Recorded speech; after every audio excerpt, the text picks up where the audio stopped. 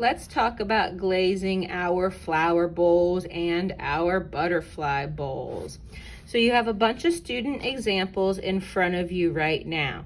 So when you get your bowl back, your bowl is going to be white, okay? It has now transformed into ceramic. So let's take a listen. Notice your bowl is now very hard. It changed from gray clay to a solid white ceramic. So let's look at what not to do. So here you'll see this student just mixed a whole bunch of colors together. Well, those definitely are not your direction, so we're not going to do that. This student here did not put 3 layers on correctly, and you'll find out more about that in a minute. But once again, this is not what to do. All right, we're slowly getting better here. So you can still see some white showing through. You can see a lot of the texture from the clay showing through, and that's because it doesn't have enough layers of glaze on it, which you'll hear me talk about in a second as well.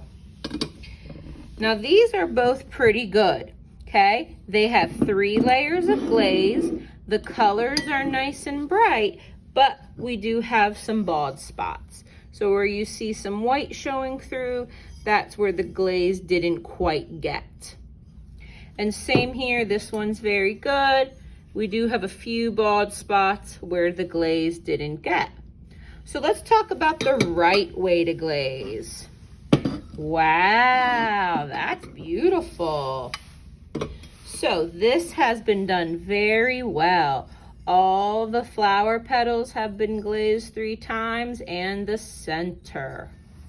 Oh, very good. They did kept their name clear on the bottom as well. So when you start glazing today, this is what it's going to look like.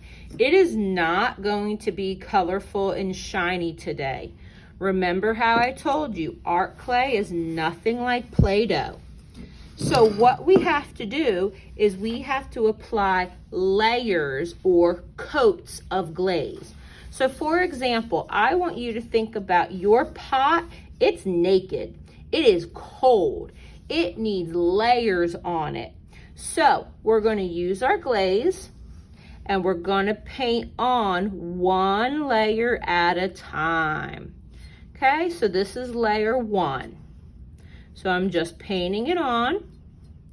So because your glaze is specially formulated just for your ceramics, it's going to soak right into that dry clay body.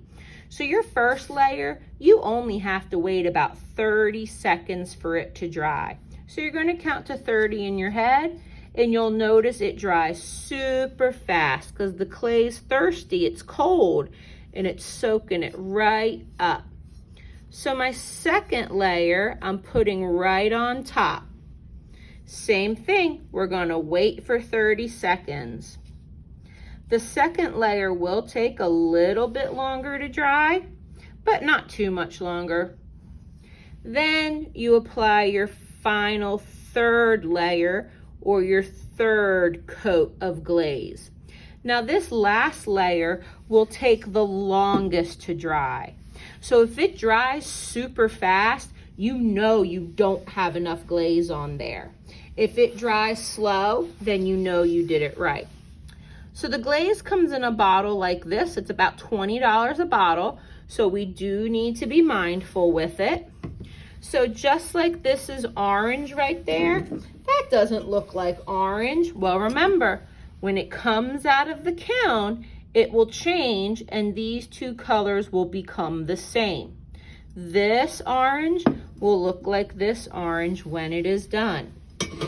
This is so important that you don't blend the colors together. You do 1 at a time on top of each other. Now they can touch. See how the purple's touching the yellow and the blue's touching? That's fine. You don't want to overlap the colors. Remember, layer 1, 2, 3, your glaze will be shiny. Layer 1, 2, 3, when you're done, your glaze will be shiny.